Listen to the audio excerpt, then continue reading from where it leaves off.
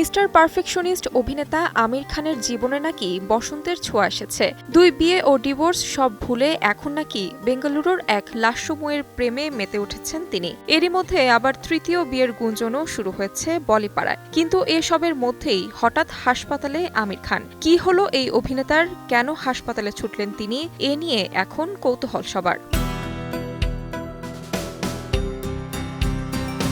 একটি সংবাদ সংস্থার ক্যামেরায় হাসপাতালের বাইরে ধরা দিয়েছেন আমির খান।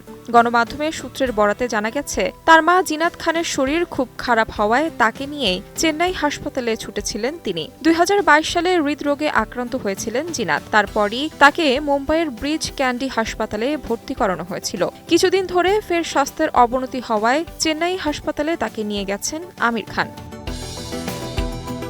40% বেশি গ্লো, বিশ্বের 1 নম্বর গ্লো ক্রিম, নতুন গ্লো এন্ড লাভলি।